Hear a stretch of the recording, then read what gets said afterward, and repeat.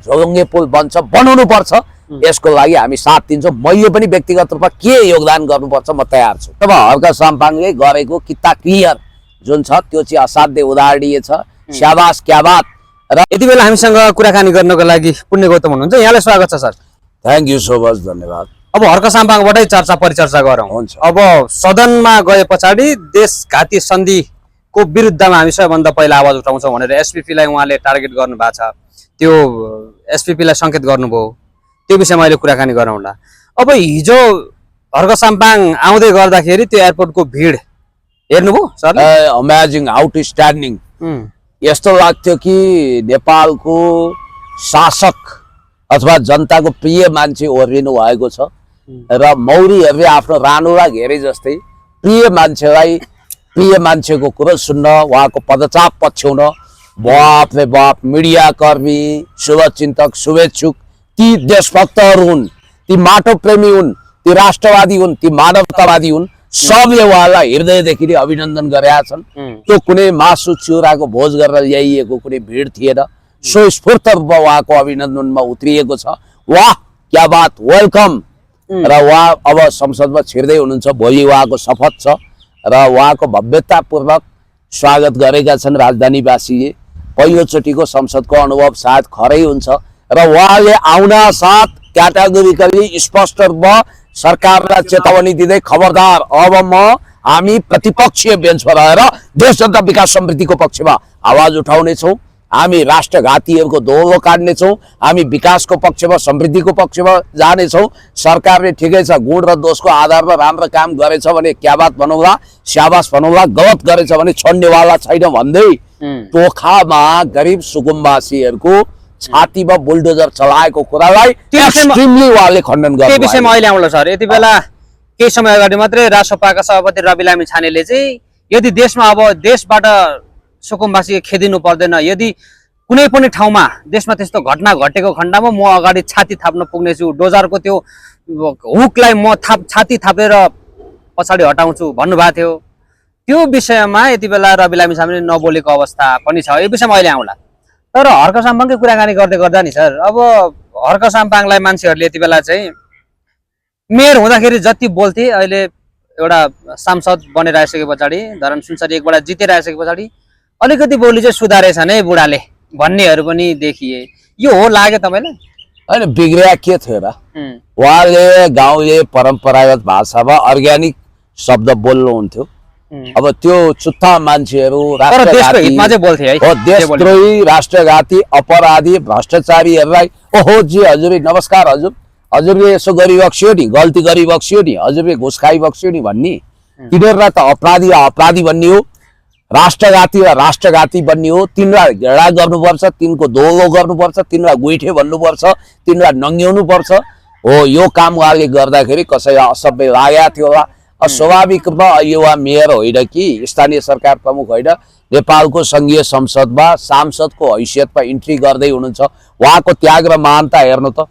उहाँले पालन शाहले रोजा मन्त्रालय लानुहोस्, कुन मन्त्री हुनुहुन्छ भन्दा पनि नो थ्याङ्क्स, हामीलाई जनताको अभिमतले भन्छ तपाईँहरू प्रतिपक्षमा बस्नुहोस्, आवाज बुलन्द गर्नुहोस् भन्ने जनअभिमत छ, त्यसलाई कदर गर्छौँ। बरु कुलमान घिसिङजी तपाईँमाथि मिडिया ट्रायल भएको छ, तपाईँलाई ऊर्जा मन्त्री बनाउने भन्ने बालनजीहरूको तयारी भएको भनेर मिडियामा अचाकली ट्रायल भएको छ।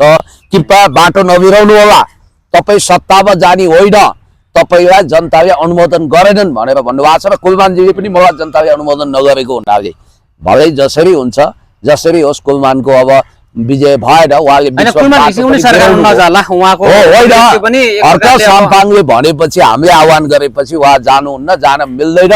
त्यो नैतिकता, बचे खुचेको नैतिकता पनि समाप्त हुन्छ। बरु पार्टी विस्तारको लागि गाउँ गाउँ सहर सहर पुगाउला भन्ने नियतले अगाडि बढेको भन्ने बुझियो आशय। ठिकै छ, कुलमानजीको यो कुरालाई ठिकै मान्नुपर्छ। अब जहाँसम्म हर्क साम्पाङले गरेको किता क्लियर जुन छ त्यो चाहिँ असाध्य उदाहरणीय छ। स्याबास, क्या बात। र मलाई चाहिँ सबभन्दा मार्मिक लागेको पंक्ति भनेको चाहिँ पुनर्वासको व्यवस्था गरेर मात्रै गरिब दुखीहरूलाई व्यवस्थित गरेर मात्रै सुकुम्बासी बस्तीको बारेमा सोच्नु। त्यो विषयमा हर्क साम्पाङले स्ट्याटस लेखिरहनु भएको छ। जसरी टोखामा त्यो सुकुम्बासी बस्ती भत्काइयो, त्यो थाहा नै नदेखिन भत्काइयो, त्यहाँका पीडितहरूले पनि हामी 30-35 वर्षदेखि यहाँ बसिरहेका छौँ, हामीलाई थाहा नै दिएन भनेर भत्कायो भन्ने कुरा आउँदै गर्दा हर्क साम्पाङले चाहिँ सुकुम्बासी बस्ती किन भत्काउने, सुकुम्बासी बस्ती नभत्काउनुहोस्, गरिब खेदाउने होइन, गरिबी खेदाउनु पर्छ भन्दै हुनुहुन्छ। तर केही समय अगाडि म छाती थाप्छु भनेका रवि लामिछाने गायब छन्। होइन, सरकार बनाउने बिजी हो। सही कुरो गर्नुभयो तपाईँ। अहिले यो त सब भन्ने कुरा आधा हो भनेर उनको मित्र रामकृष्ण ढकालले, चर्चित गायक रामकृष्ण ढकालले उही गीत गाउनु भएको थियो क्या, चुनावमा गरिब दुखी सुकुम्बासीको भोट तान्न यिनीहरूले अनेक नाटक नौटङ्की गरे। यिनीहरू मात्रै होइन, त्यो खगेन्द्र सुनारले पनि खबरदार सुकुम्बासी बस्तीमा डोजर चलाउनु अगाडि मेरो छाती हुँदै डोजर जानुपर्छ भनेर स्टन्ट गरे। तर यो सिर्फ स्टन्ट रहेछ। रवि लामिछाने त्यही मान्छे हो जसले उनको ईशासँग, सेकेन्ड पत्नी ईशासँग डिभोर्स हुँदा उनले म चरिनाङ्गो छु, मेरो मुख ट्याउ ट्याउ गर्ने भाँडो बाहेक केही पनि छैन, म टेलिभिजनमा बोल्छु भन्थे। अहिले 10औं करोडको बैंक ग्यारेन्टी पनि बैंकले गरिदिएको छ। यत्रो शौकत वैभव कहाँबाट आयो? टुलिप होटलमा 55 लाखको बिल कसरी तिरे? खैर यो सुकुम्बासी बस्तीको कुरो छ कि यो चाहिँ अब उही प्रेम कालमा प्रेमीले प्रेमिकालाई जुन तारा झारिदिन्छु भन्ने पछि बङ्गारा झारे जस्तै जनतालाई यिनीहरूले अनेक आश्वासन देखाए। त्यही गरिब बस्तीको गरिबहरूले सुकुम्बासीले के भने, ओहो हामीले त बेकार भोट दिएछौँ, राजसपालाई घन्टी टिनिनी बजाएछौँ, हामीले ठुलो भुल गऱ्यौँ भने कि भनेनन्।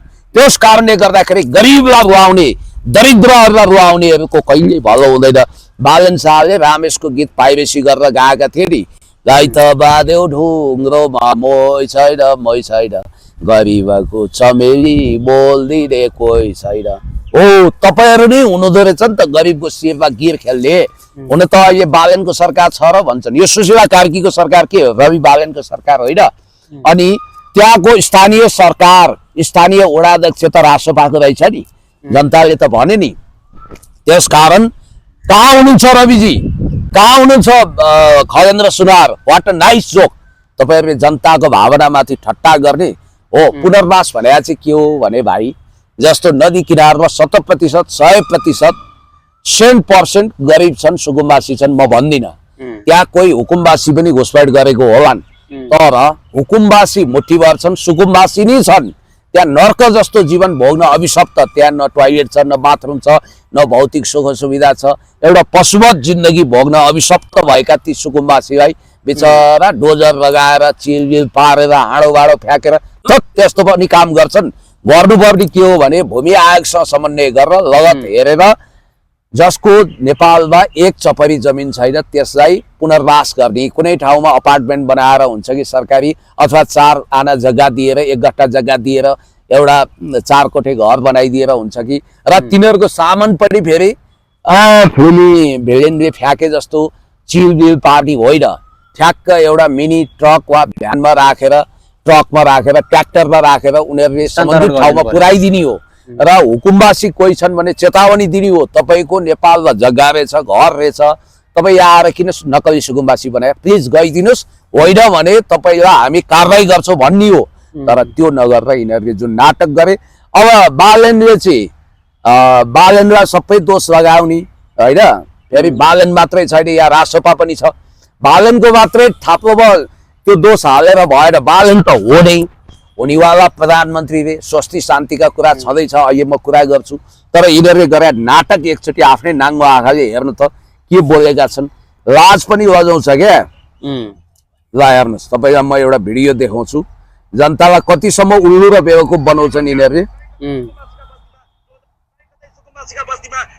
कतै सुकुम्बासीका बस्तीमा डोजर चलाउन डोजर ल्याइएछ भने त्यो डोजरको सबैभन्दा अगाडि गएर म सुत्ने छु।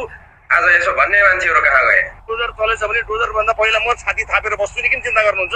तिमीहरूलाई यो आयो भने डोजर चलाउँछ, त्यो चलाउँछ भनेर सुकुम्बासी समस्यालाई कसैले भोट बैंक बनाएको छ भने त्यो भोट बैंक बन्द गर्ने हो। यस्तो समस्या सदाका लागि समाप्त पार्ने हो। घन्टीलाई दिनु नै गल्ती भयो क्या, अब पाउँदैन नि घन्टीले। घन्टीलाई मैले मेरो परिवार सबैले घन्टीलाई भोट दिएर जिताएको हो क्या। अनि अहिले म सन्तानुसार मेरो जन्म यहीँ भएको हो क्या। अनि घन्टीले त भत्का होइन होला यो फेरि? होइन, वडा अध्यक्षले भत्का, अन्त महानगरले भत्का, अन्त महानगर वडा अध्यक्ष कुन पार्टीको हुनुहुन्छ? वडा अध्यक्ष घन्टी पार्टीको, घन्टीलाई जिता भएर सब घन्टीलाई जिताउनु नै गल्ती भयो क्या। सिधै ठाडो आदेश भन्नुभयो, कसले पठाउनु भयो त ठाडो आदेश भन्दा? बालेन सरकारले भनेर मलाई जवाफ दिनुभयो होइन। बालेन सरकारले भनेर मलाई स्वयं मलाई नै जवाफ दिनुभयो। बालेनको सरकार बनेको छैन, उहाँ अहिले मेयरमा हुनुहुन्न, अनि कसरी बालेनले आदेश दिन मिल्छ? भनेर भन्दाखेरि यही त छ त यहाँको चलन भनेर उहाँ अनि मुख मोडेर जानुभयो होइन। हामीहरू ठाउँमा छ नि गाउँमा छ हाम्रो अब यति नै हामी खोला नालामा त्यसरी बसेर हामीले बिजुली पारेपछि हामी कहाँ जाऊँ? फसलको सामान झिक्न पाउनु भएन। कुम्बासी बस्ती मान्छे डोजरहरू चलिराखेको देखिएको छ। म स्ट्रङली अपोज गर्छु यस्तो खालको तपाईँको चाहिँ गतिविधिले, किनभने मान्छे जन्मेपछि घाँस पास कपास चाहिन्छ। त्यसो भएको कारणले गर्दाखेरि कसैको पास भत्काइरहँदाखेरि उसलाई फेरि पुनर्वासको व्यवस्था नगरिकन सरकारले फेरि शाबास हर्क साम्पाङज्यू, तपाईँले कति मानवताको कुरो गर्नु। एउटा गरिब एउटा दुखीको पीडा त्यसलाई थाहा हुन्छ जो भुइँ मान्छे हो। तपाईँको आँखामा आँसु आउँछ यो दृश्य हेर्दा। म पत्रकार मित्रलाई एउटा कुरा सम्झना गराउँछु, म नोस्टाल्जिक हुन्छु, फ्ल्यासब्याकमा जान्छु। आजभन्दा 2 वर्ष अगाडि म आफै पुगेका थिएँ के त्यो यिनीहरूले थापाथलीमा निर्ममतापूर्वक त्यतिखेर केपी शर्मा ओलीज्यू, महेश बस्नेतज्यू, हर्क साम्पाङज्यू हामी सबैले एकमुष्ट भएर आवाज उठाएका थियौँ। हर्क साम्पाङजी धरानको मेयर हुनुहुन्थ्यो, केपी शर्मा ओलीज्यू भूतपूर्व प्रधानमन्त्री हुनुहुन्थ्यो। हामी सबैले सुकुम्बासीलाई खेल्न पाइँदैन भनेको, तर यिनीहरूले बर्खामा त्यस्तो भेल चढेको बेला गरिबहरूलाई त्यहाँबाट गुटुटु खेदे। जान्दिनँ।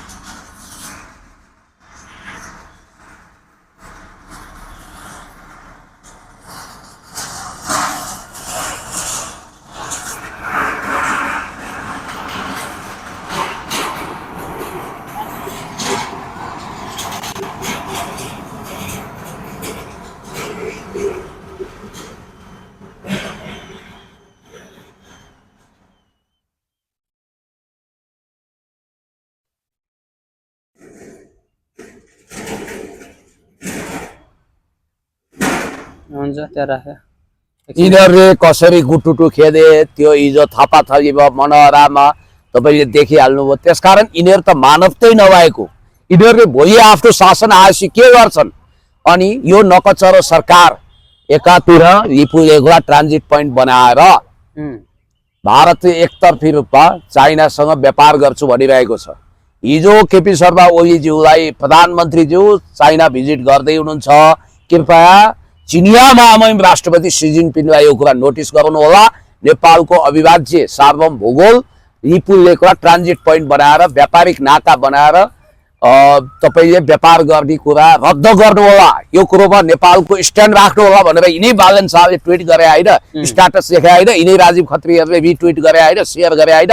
आज यिनीहरू किन बोल्दैनन्? रवि लामिछाने किन बोल्दैनन्? अमेरिकनहरूले यिनीहरूलाई हतार हतार बधाई किन दिन्छन्? रणनीतिक सुरक्षा साझेदारीको कुरा किन गरिरहेछन् भन्नाले यिनीहरूको नियत छर्लङ्गै छ।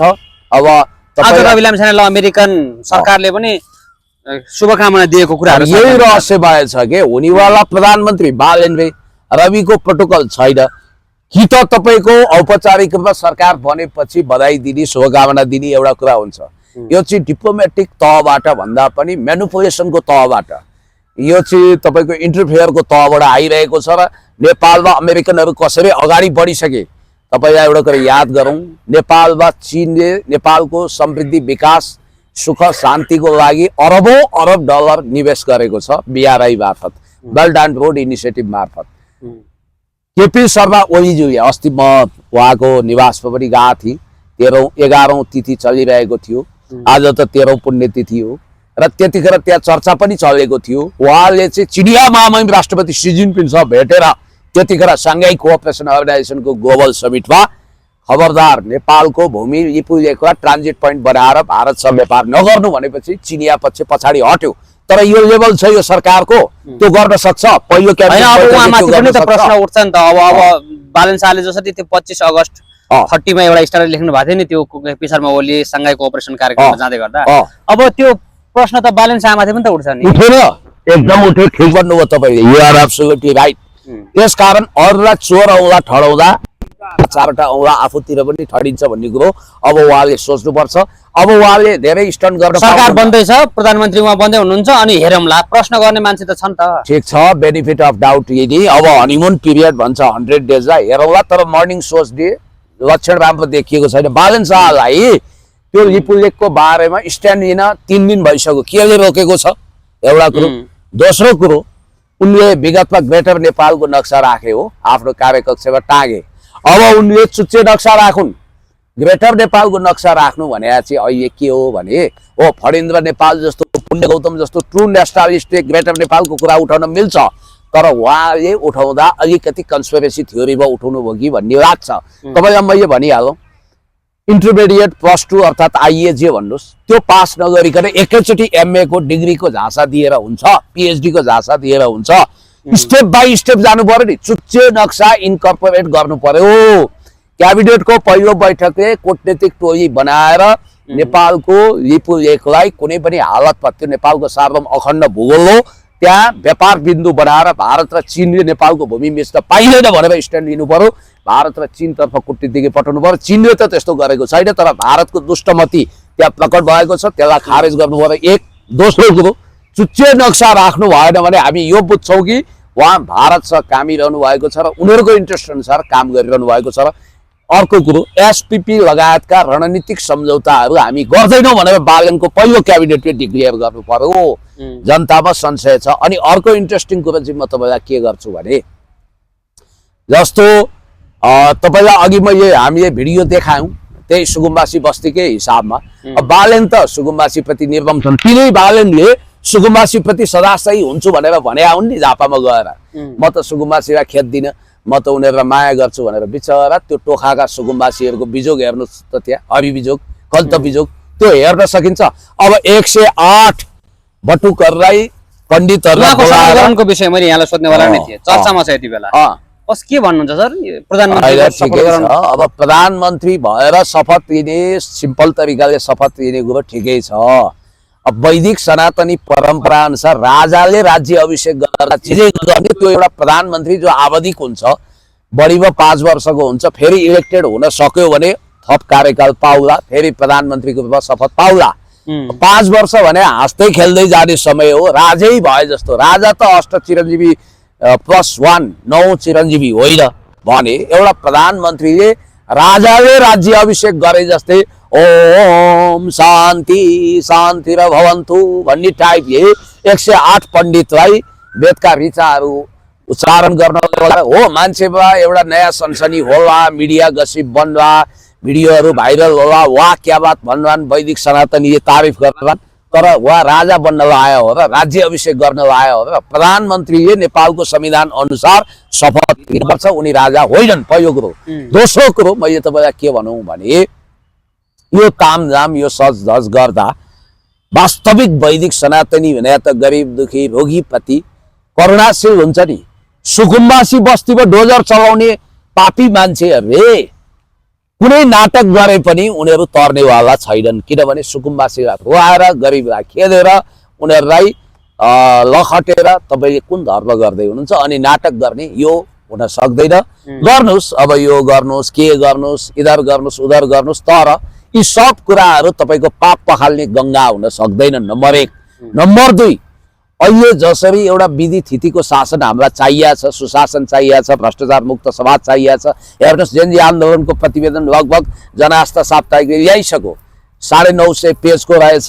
त्यसपछि तपाईँको त्यो कार्यान्वयन गर्दा 3 देखि 4 हजार मान्छेलाई जेल हाल्नुपर्ने रहेछ र यिनीहरूले 23 गते चाहिँ सरकारलाई अनुसन्धान गर्न सिफारिस गरेको रहे। 24 गतेलाई जुन वितण्डा भयो, 50औं खर्बको नोक्सानी भयो, जसरी सिंहदरबार जलाइयो, BICC जलाइयो, अनि त्यसपछि तपाईँको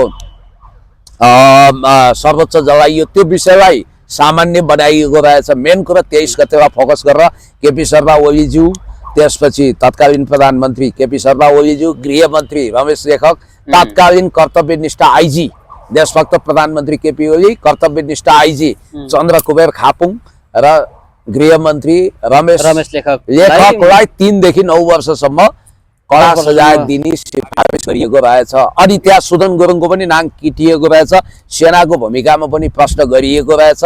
राष्ट्रिय मानव अधिकार आयोगले त क्याटेगोरिकली सेनालाई पनि दोषी देखाएको छ। तपाईँलाई यति कुरो भन्छु, हामी देशभक्त बर्दिवाल भनेर गर्व गर्ने शान्ति सुरक्षाको एउटा पहरेदारको रूपमा नेपाल प्रहरी र नेपाली सेनालाई लिन्छौँ, तर यसले पनि आफ्नो उचित भूमिका निर्वाह गर्न कतै भुलचुक गरे कि भनेर पनि जनताले कार्की आयोगले भलै यो जेनजी आन्दोलनकर्ता सुदन गुरुङ, बालेन शाह यिनीहरू सबैप्रति लोयल्टी देखाए पनि उनले पनि यहाँ बदमासी भएको छ भनेको छ। र विज्ञहरूले के दाबी गर्छन् भने यदि यो आयोगको प्रतिवेदन हुबहु लागू हुने हो भने राष्ट्रसभाको तर्फबाट जितेका 25 जना सांसदहरूको जागिर जाँदैछ। यो कार्यान्वयन गर्ने होइन, हिम्मत 24 छ। गतेलाई तपाईँले भन्नुभयो जस्तै त्यहाँ अलिकति त्यसको सारांश हेर्दाखेरि कार्की आयोगको प्रतिवेदनको सारांश हेर्दाखेरि चाहिँ 23 गतेलाई चाहिँ गैर रूपमा छानबिन गरेको र 24 गतेलाई चाहिँ त्यो विषयमा नै नसमेटिएको टालटुल गरेको भन्ने कुराहरू आयो। त्यो सत्य हो खास? त्यही हुन देखियो त देश जलाउने र गोली चलाउने दुवैजना दोषी नै हुन्। कानुनी रूपमा जेल पनि जानु पर्ला। एकदम ठिक भन्नुभयो। 23 गतिको घटनालाई जसरी तपाईँ मसिनोसँग केलाउनु पर्छ, अनुसन्धान गर्नुपर्छ, सबै दुधको दुध पानीको पानी छुट्टिने गरी अपराधी दोषी जो हुन् तिनीलाई कारबाही गर्नुपर्छ। 24 गतिको घटना चाहिँ के सानो हो? अक्षम्य छैन। देशमा 50औं खरबको नोक्सानी गरेको छ, मान्छे मरेका छन्, प्रहरीहरू मरेका छन्। 23 गतेको घटना पनि अपराधिक घटना हो, 24 गतेको पनि अपराधिक घटना हो। दुवै अपराधीको जेल तोडिएको छ, हतियार लुटिएको छ, सारा भएको छ। एउटै चरणमा भएको, एक दिनको फरकमा भएको दुईवटा आपराधिक घटनालाई हेर्ने दृष्टिकोण यदि आयोगले फरक बनाउँछ भने त्यहाँ प्रेजुडियस भयो कि भएन? त्यहाँ दुधको दुध पानीको पानी छुट्टियो, त्यहाँ पूर्वाग्रह भएन, आग्रह भएन। त्यसकारणले 23 र 24लाई छुट्टा छुट्टै बास्केटमा राखेर होइन, एउटै बास्केटमा राखेर अनुसन्धान गर्नु पर्यो। हुन त हेर्नुहोस् 2047 सालमा गठन भएको मल्लिक आयोगले, जनार्दन लाल मल्लिकको नेतृत्वमा बनेको आयोगले बुझाएको प्रतिवेदनलाई डस्टबिनमा राखे। अपराधीहरूलाई कारवाही भएन। लोकेन्द्र बहादुर चन्द, सूर्य बहादुर थापा दुवै कालान्तरमा प्रधानमन्त्री भए। त्यतिखेरको मल्लिक आयोगले दोषी ठहराएकाहरू। त्यसै गरी 2062-63 को जनआन्दोलन दमन गर्न गरेको हिसाबले त्यसको बारेमा छानबिन गर्न बनेको कृष्णजङ रायमाझी नेतृत्वको आयोगले 2063 साल असार 18 गते प्रतिवेदन बुझायो 3 बजे। त्यो प्रतिवेदन डस्टबिनमा थन्कियो। कालान्तरमा कमल थापा नि यो देशको गृहमन्त्री भए। त्यो आयोगले नै दोषी किटान गरेका मान्छे कमल थापा पटक पटक देशको मन्त्री बने। अहिले राजनीतिकमा भले दरकिनार छन्। अब जेनजी आयोगले जुन जेनजी आन्दोलनको विषयमा छानबिन गर्न बनेको यो आयोगले भर्खर प्रतिवेदन बुझाएको छ 2 हप्ता अगाडि, तर त्यो सार्वजनिक गरेका छैन। अब सार्वजनिक त लगभग भइसक्यो भन्दा पनि हुन्छ, तर त्यो प्रतिवेदन फितलो छ भन्ने बुझ्यो। त्यस कारणले गर्दाखेरि कानुन सबैलाई बराबर लाग्नुपर्छ, संविधान सबैलाई बराबर लाग्नुपर्छ। कन्स्टिट्युसनको आँखामा कसैलाई काखा कसैलाई पाखा गर्न पाइँदैन र विधिको शासन, रुल अफ ल हुनुपर्छ। रुल अफ लले हुँदैन। यसलाई क्रान्ति देख्ने, सातखत माफी गर्ने, सुनपानी छर्केर जोगाउने हुँदैन। अपराधी कसैको दाई हुँदैन, भाइ हुँदैन, दिदी हुँदैन, बहिनी हुँदैन। अपराधीको कुनै भाषा हुँदैन, भेष हुँदैन, देश हुँदैन। अपराधी भनेको अपराधी हो। दण्डहीनता मौलाउन दिनु हुँदैन। अपराध गर्ने, हिंसा गर्ने, लुट्ने, कुट्ने, जेल तोड्ने, भाग्ने, ठग्ने, काट्ने, यी सब अपराधीहरूलाई कानुन बमोजिम कडा से कडा सजाय दिनुपर्छ है। अब यति बेला बालेन शाह प्रधानमन्त्री यो 15 गते 13 गते अब शपथ ग्रहण गर्ने भन्दै गर्दाखेरि संसदीय दलको नेता नभइकिन प्रधानमन्त्री कसरी बनाउने भन्ने प्रकारले राष्ट्रपाले एउटा भित्र फेरि 6 महिना या कति महिना बालेन शाहलाई प्रधानमन्त्री पदमा राखेर फेरि रवि आउने बाटो बनाइरहेका छन्। जति बेलासम्म रविको मुद्दा पनि छिनफान होला भन्ने कुराहरू पनि गरिरहेछन् मान्छेले, शङ्का उपशङ्का। यो हो सर? तपाईलाई म भन्दैछु, बालेन शाहको इर्द गिर्दमा रहेका केही मान्छे मेरा फ्यान पनि छन्। तिनले चाहिँ यसो साँझको रमझम हुँदाखेरि बालेन शाहलाई सुझाएछन्। पुण्यदायीले हामीलाई समर्थन त गर्नुहुन्न, तर पुण्यदायीको कुरो चाहिँ निम जस्तै तितो तर यथार्थ छ है। बालेन शाहज्यू यो एकचोटि हेरिदिनु पर्यो, मनन गर्नु पर्यो भनेछन्। तपाईँले आज रियल कुरो गर्दैछु, यदि मैले पाएको सूचना झुटो होइन भने। अनि बालेन शाहजीले पनि मुन्टो हल्लाउनु पर्यो, ए ठिक छ भन्ने भावमा। मैले तपाईँहरूको मिडिया मार्फत एउटा कुरो भनेको छु, म सत्यको पक्षमा, न्यायको पक्षमा, इन्साफको पक्षमा अगाडि बढ्ने मान्छे हो। बालेन शाहमाथि धोका हुन सक्छ। कहाँबाट धोका हुन सक्छ भने राष्ट्रिय स्वतन्त्र पार्टी राष्ट्रसभाको विधानमा स्पष्ट भयो, त्यो पार्टीको सभापति मात्रै त्यो पार्टीको संसदीय दलको नेता हुन सक्ने स्पष्ट प्रावधान छ। अब निर्वाचन आयोग र अदालतले चिन्ने भनेको त पार्टीको विधान हो।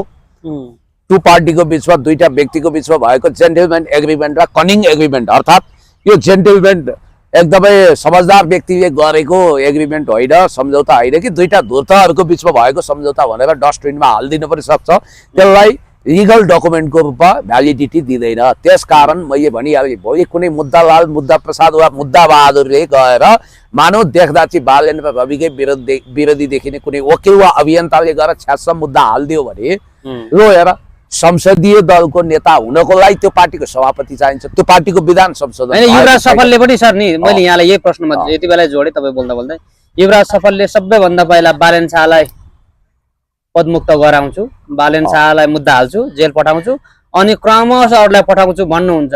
यो यस्तो यो अराजक शैली हो कि यसमा केही तथ्य छ कि के हो यो? अब किन उहाँले युवराज भन्नु? सफल भनेको एक प्रकारले मुटु नभएको मान्छे, उनी डराउँदैनन्। बरु हामी कतिपय कुरा डिप्लोमेटिक तरिकाले बोल्छौँ, उनी सिधा सिधा बोल्छन् र उनी पेटमा पाप भएका मान्छे होइनन्। देशलाई माया गर्ने राजनीतिक मान्छे हुन्, मान्छेले गलत बुझेका छन्, उनको कन्सर्न ठिक छ, उनले पनि अपराध हुनु हुँदैन, देशघात हुनु हुँदैन, मानवता बच्नुपर्छ भन्ने मान्यता राख्छन्। म तपाईँलाई के भन्छु भने मैले भनिहालेँ, भोलि कसैले पनि मानव युवराज सफलले गएर मानव अरू कसैले गएर बालेन शाह भन्ने मान्छे चाहिँ राजसभाको सभापति होइन, राजसभाको सभापति नभइकन ऊ संसदीय दलको नेता बन्न सक्ने प्रावधान राजसभाको विधानमा छैन। उनी विधानत गैर कानुनी तरिकाले प्रधानमन्त्री पदको शपथ लिएका मान्छे हुन् भनेर मुद्दा हालिदियो भने त्यो बेलामा उनको पद चयट हुन सक्छ। त्यसकारण बालेन शाहजी अहिले पनि समय छ। म त भन्दैछु मेरो जन्मदिन चैत्र 13 गते, मलाई खराब उपहार आउँदैछ जन्मदिनको, त्यो भनेको बालेनको राज्यरोहण भन्छु म, पदभार ग्रहण भन्दिनँ, पदको शपथ भन्दिनँ, किनभने राजा महाराजाको शैलीमा उनले राज्य अभिषेक गर्दैछन् र तामझाम गर्दैछन् र बालेन शाहको निम्ति दुस्वप्न जस्तो हुन सक्छ। त्यसकारण बालेन शाहले अहिले पनि समय छ, मौका छ, तपाईहरुले संसदीय दलको बैठक राख्नुस्, पार्टी बैठक राख्नुस्, सचिवालयको बैठक राख्नुस्, खुरुक्क विधान संशोधन गर्नुस्, नत्र म प्रधानमन्त्री पदको शपथ लिन्न, मलाई धोका हुन सक्छ भनेर उनले दरो खरो रूपमा स्ट्यान्ड लिनु पर्यो क्या। नभए जुनसुकै समय बल्ल पर्यो निर्माया माथुरी जालेमा टाइपले एक हिसाबले भन्नुपर्दा मल्टिपल अर्गान फेलियर।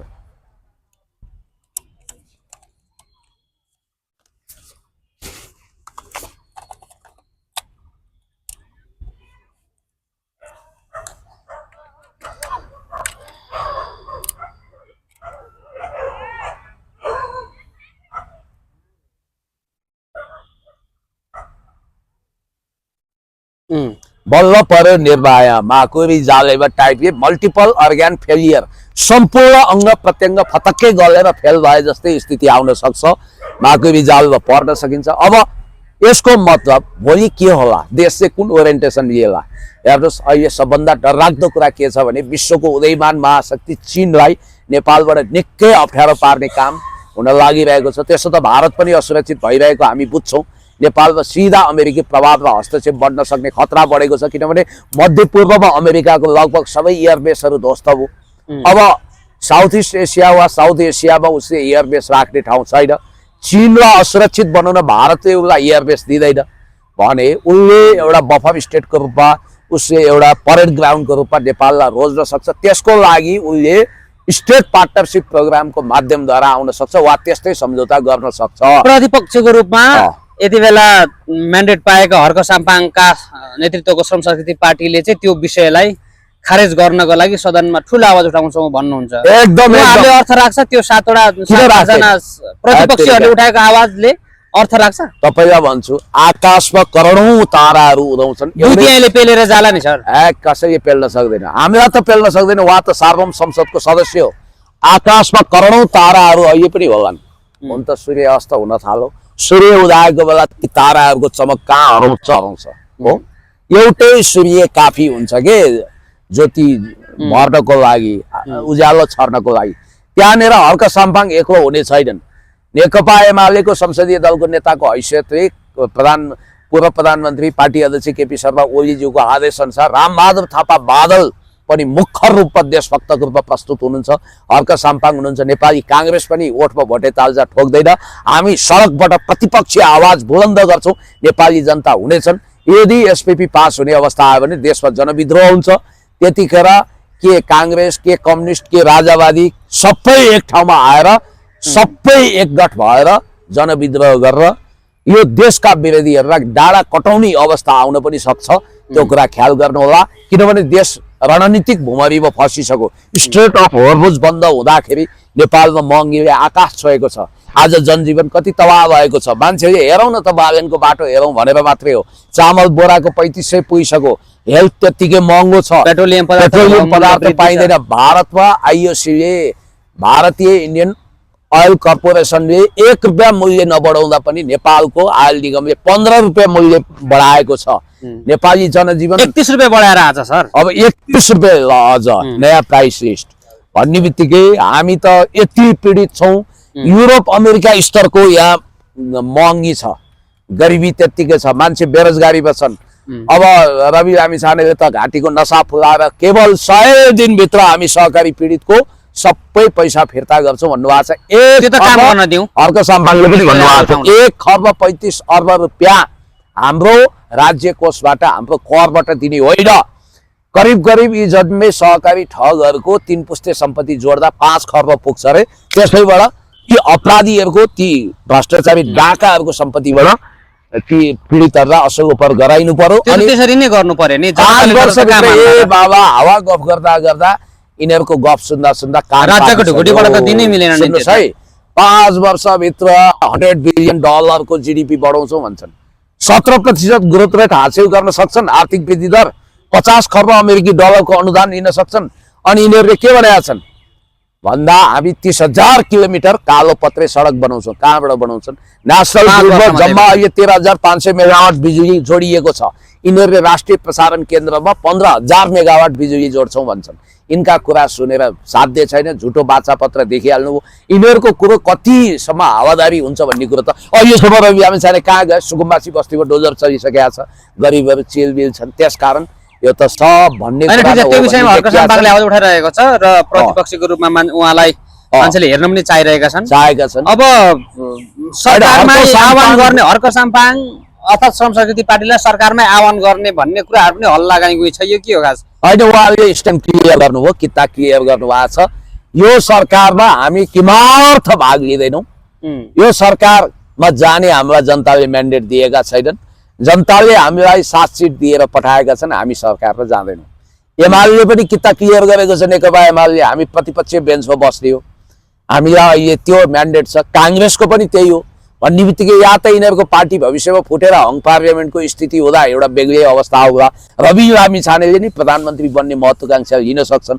मेरो विचारमा यिनीहरूको द्वन्द्व बढ्ने सम्भावना तत्काल 15 वटा मात्रै मन्त्रीहरू मन्त्रालय लाने भन्ने कुराहरू छ हैन? होइन, म टेक्निकल कुरामा धेरै ध्यान दिन्न कि मन्त्री महावीर पुनलाई लग्छन् कि के हो भाइ? महावीर पुनलाई होइन, महावीर पुन उनीहरूको रणनीति भन्दा बाहिरको मान्छे हो र भने तपाईँ हामी चकित पर्नै पर्दैन। रोमन म्याग्सेसे पुरस्कार फिलिपिन्सले दिने हो, अमेरिकन टिल्डको मान्छेलाई नि दिन्छ प्राय, सिआइएले सिफारिस गरेको।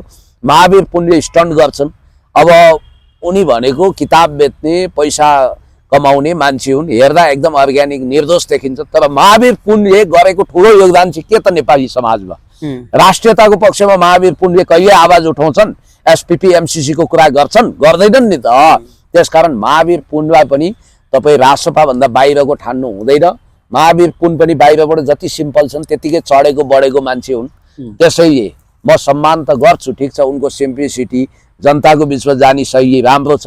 तर महावीर पुनलाई पनि बाहिरबाट हेर्दा जति शान्त धेर गम्भीर देख्नुहुन्छ, भित्रबाट त्यस्तो छैनन् र उनीहरूलाई साथ नै दिन्छन्। अब रासपाको उनले डिफेन्स नै गरिरहेछन् नि, त्यसकारण महावीर पुन जान सक्छन् जाँदैनन् त्यो बेग्लै कुरा हो। अब म त सुन्दैछु उनलाई सभामुखतिर पो ग्रुम गरिँदैछ, सभामुखमा लान खोजिँदैछ भन्ने कुरो पनि सुनेको छु होइन। सभामुख भन्दा भन्दै उयो हाम्रो त्यो मेरो पनि मिमिक्री गर्छ नि हाम्रो भाइ क्या तामाङ, हाम्रो प्रभात लामा। अब प्रभात लामा जस्तै यस्ता मुला सभामुख भनेर हिँड्न पनि बेर छैन उनले होइन। उनी रमाइला पात्र हुन्। तपाईलाई म यति भन्छु कि देश अहिले धेरै ठुलो सङ्कटको भुमरीमा जाँदैछ। नेपालमा चीनको खरबौं खरब लगानी सङ्कटमा पर्ला जस्तो छ। तपाईलाई एउटा कुरा याद दिलाउँछु, बीपी कोइरालालाई साक्षी राखेर राजा महेन्द्रको अगाडि तत्कालीन माओ त्से-तुङका विश्वास प्राप्त प्रधानमन्त्री चाउ एन लाईले के भन्नुभएको थियो नेपाल र चीनको सम्बन्धको विषयमा? महभन्दा गुलियो, हिमालभन्दा अग्लो, सागरभन्दा गहिरो, sweeter than honey, deeper than ocean, higher than mountain. त्यस्तो सम्बन्ध भएको नेपाल र चीनको इतिहासमै सबभन्दा खराब सम्बन्ध चल्ला जस्तो छ बालेनको पालामा।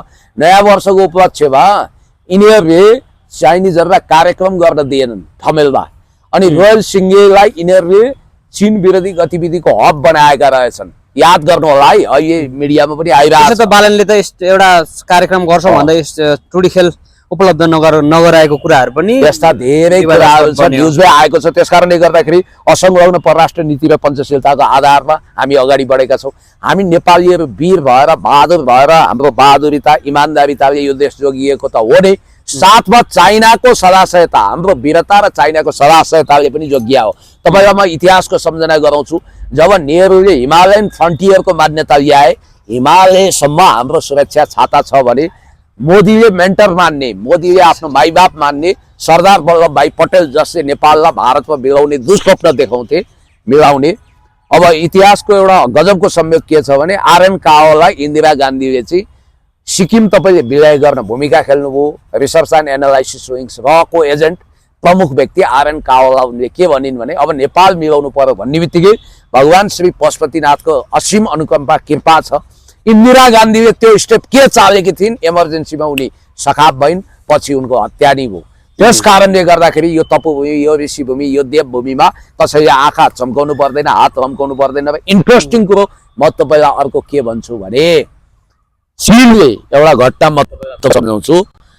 वल्लभभाइ पटेलले नेपालमा भारतीय सेना पठाए नेहरूसँग काने खुसी गरेर। जब यो कुरो राजा महेन्द्रले थाहा पाउनुभयो, त्यसपछि बिपी कोइरालासँग सल्लाह भएपछि हटलाइनमा कुरा भयो। हुन त म त्यस खालको तर्क गरेको होइन, कुनै मोनार्किस्ट टाइपले जान खोजेको होइन, तर राजा महेन्द्रको बारेमा माओ त्से-तुङले नेपालका कम्युनिस्टहरू भेट्न जाँदा your king is more progressive than Indian prime minister Nehru भन्थे अरे क्या। इन्डियन प्रधानमन्त्री नेहरू भन्दा तिम्रो राजा महेन्द्र चाहिँ प्रगतिशील छन्, किनभने यिनले भूमि सुधार लागू गरे, गाउँ फर्क लागू गरे, गरिबहरूको दुःखमा साथ दिए, राष्ट्रियताको लागि होमवर्क गरे, अलिक जनपक्षीय छवि पनि बनाएका छन् कम्युनिस्टहरूलाई। त्यही भएर त्यो बेलामा धेरै जसो कम्युनिस्टहरूले राजालाई साथ दिनुको कारण माओ त्से-तुङको सल्लाह हो भनेर पनि भनिन्छ। डाक्टर रायमाझीदेखि पछि आएका कम्युनिस्टहरूसम्म यी अधिकारी कमलराज रेग्मीहरू दरबारमा बसेर प्रभावशाली भएका थिए। शैलेन्द्र उपाध्याय कम्युनिस्ट पार्टीको पिबिएम भइसकेका पोलिट ब्युरो सदस्यहरू त्यहाँ गएका थिए। तपाईँलाई अर्को म इन्ट्रेस्टिङ कुरो गर्छु। जब भारतीय सेना नेपालको सरहदमा आए, बोर्डर क्रस गरे, त्यतिखेर माओ त्से-तुङको प्यारो रक्षा मन्त्री मार्शल चेनीले एउटा विज्ञप्ति जारी गर्नुभयो, खबरदार नेपाल भनेको चाइनाको भेटरान मित्र राष्ट्र हो, नेपालमाथि भएको हर हस्तक्षेपलाई चाइनाले आफूमाथिको हस्तक्षेप सम्झेर कडाभन्दा कडा प्रतिकार गर्छ भन्ने बित्तिकै भारतीयहरू छेरबालु भएर गुटुटु रक्सल आइसके यिनीहरू छेरबालु भएर पट्टातर्फ भागे। यस्तो अवस्था छ। आज इतिहासमा त्यस्तो भेटरान मित्र राष्ट्र चाइना जो सुपर पावर हुँदाखेरि हाम्रो आर्थिक समृद्धि पनि छ, हाम्रो भूगोल पनि सेफ भएको छ, कहिल्यै उसले नेपालतर्फ आँखा लगाएन। चोमोलङमा भनेर सगरमाथालाई मितेरै हिमाल बनाऊ भनेर कतिले सोच्थे, तर बिपी कोइरालाले पुष्पलालले सरसल्लाह गर्दा माओ त्से-तुङले होइन त्यो भनेको सगरमाथै ठिक छ, माउन्ट एभरेस्ट नै हो, त्यो नेपालकै हो भनेर सदर गरिदिए। आज हजारौं हेक्टर जमिन नेपालको मिचिएको छ। एमसिसी हुँदै एसपीपी स्टेट पार्टनरशिप प्रोग्राम लागू गरेर नेपालको भूमि विदेशीहरूले परेड ग्राउन्ड बनाउँदैछन्। नेपाललाई युगोस्लाभिया जसरी टुक्रा टुक्रा पारियो, सर्बिया, मोन्टेनेग्रो, मेसेडोनिया, बोस्निया हर्जगोभिना, कोसोभो जस्तो टुक्रा टुक्रा बाल्टिक गणराज्य बनाएर त्यसको अस्तित्व समाप्त गरे जस्तै नेपालको भूगोल र इतिहास समाप्त पार्ने भू राजनीतिक चेपुवा र जोखिममा नेपाल छ। यस्तो बेलामा हाउडेहरू, हामी यस्तै त हो नि ब्रो शैलीका हाउडेहरू सत्तामा जाँदैछन्। अब हर्क साम्पाङज्यूले, केपी शर्मा ओलीज्यू, रामबहादुर थापा बादलज्यू लगायतका देशभक्तहरूसँग सहकार्य गरेर अगाडि बढेर यो देशलाई रक्षा र विकास गर्ने कुरामा पहल लिनुहुनेछ भन्ने कुरोमा कमसेकम म ढुक्क छु। हामी गर्दन जाला, देशभक्ति जाँदैन। देशभक्ति त मर्दैन कहिले, देशै चुत्थो भए पनि पतिभक्ति मर्दैन कहिले, पति नै चुत्थो भए पनि भनेर नेपाली विलियम शेक्सपियर मानिने नाट्य सम्राट बालकृष्ण समलले लेख्नु भएको थियो। ओ देश अमर छ, जननी जन्मभूमि स्वर्गादपि गरिएसी, mother are greater than heaven. हाम्रो देश स्वर्गभन्दा प्यारो हुन्छ। देशभक्तिमा कुनै सम्झौता हुँदैन, मानवतामा कुनै सम्झौता हुँदैन। शाबाश हर्क साम्पाङज्यू, तपाईँले आफ्नो विद्रोही आवाज बुलन्द बनाइराख्नुहोस्। अब अन्तिममा एउटा प्रश्न मात्रै यहाँलाई मैले, यति बेला दार्चुलामा पुल बन्दैछ श्रम शक्ति पार्टीको नेतृत्वमा, अब त्यहाँ चाहिँ सरकारसँग पनि समन्वय गर्ने कुराहरू आइरहेछ, त्यहाँको स्थानीय सरकारसँग समन्वय गरेर कुरा गर्ने भन्ने कुरा गरेको भन्ने कुराहरू सार्वजनिक भइसक्यो। अब त्यहाँका स्थानीय एकजना नागरिकले हिजो भन्दै हुनुहुन्थ्यो, जनताले भारतीयहरूले पनि त्यो ठाउँमा पुल बनाउनुको लागि जस्तो त्यो नभए पनि यो ठाउँमा तिमीहरूले आफ्नो नेपाल सरकारसँग कुरा गर, सदनसम्म पुर्याऊ, तिमीहरूलाई यहाँ पुल बनाउन आवश्यक छ भनेर भनेको भन्ने कुराहरू उहाँहरूले भन्नुभयो। भनेपछि नेपाल सरकारकै एउटा कुनै पार्टीले चाहिँ त्यहाँ काम अगाडि बढ्न नदिने भनेर त्यो षड्यन्त्र रचिरहेको भन्ने प्रमाणित पनि भयो। अब कसरी अगाडि बढ्दा राम्रो त्यहाँ? नेपाली पोसाक लगाएका, नेपाली बोल्ने, नेपाली भनौदाहरू, नेपाली नागरिकता लिनेहरू नि नेपाल राष्ट्रको दुश्मन भएर यस्तो आत्मघाती भएर तपाईँको यो खालको गलत भष्मासुरे नीति अपनाउनु दुःखको कुरा हो। जहाँसम्म तुइन विस्थापित गर्ने कुरा छ त्यो मानवतासँग जोडिएको र भूगोल र इतिहाससँग जोडिएको कुरा हो र तुइन विस्थापित गर्नको निम्ति उहाँले 75 लाख त्यहाँको जनता हेर्नुहोस् त कति खुसी, एकदम खुसी सम्पाको नाम लिएर त्यहाँ यति बेला रमाइलो मनाइरहेका छन्। हो, उनीहरूले त एउटा अभिभावक पाएका छन्। वाह, स्याबास, क्या बात। हिजो केपी शर्मा ओलीज्यूले पनि धेरै ठाउँमा तुइन विस्थापित गर्नु हो, त्यहाँ हडल नगरियोस्। यो सरकार केपी शर्मा ओलीमाथि चाहिँ फेरि प्रश्न पनि अहिले खडा गरेका छन् मान्छेले। सर, त्यो एकजना सिङ्गर हुनुहुन्थ्यो नि आनी छेङडोलमा, उहाँले करोड दिनु भएर चाहिँ त्यो कता पुग्यो भनेर भन्नेहरू पनि छन्। त्यसको पनि प्रश्न होइन, त्यो काहीँ सदुपयोग होला। त्यस्तो त्यो कसैले दिएको डोनेसन दायाँ हुँदैन, त्यो राष्ट्रियताको लागि नै जान्छ। उहाँ निर्लोभी मान्छे हो, उहाँ देशभक्त मान्छे हो। त्यसैले मैले तपाईँलाई भनेको जहाँसम्म मलाई जहाँसम्म लाग्छ अहिले दार्चुलामा तुइन विस्थापित गर्ने कुरो धेरै अगाडि बढिसक्यो। झोलुङ्गे पुल बन्छ, बनाउनु पर्छ। यसको लागि हामी साथ दिन्छौँ। मैले पनि व्यक्तिगत रूपमा के योगदान गर्नुपर्छ म तयार छु। हस्, धन्यवाद सर समयको लागि यहाँलाई।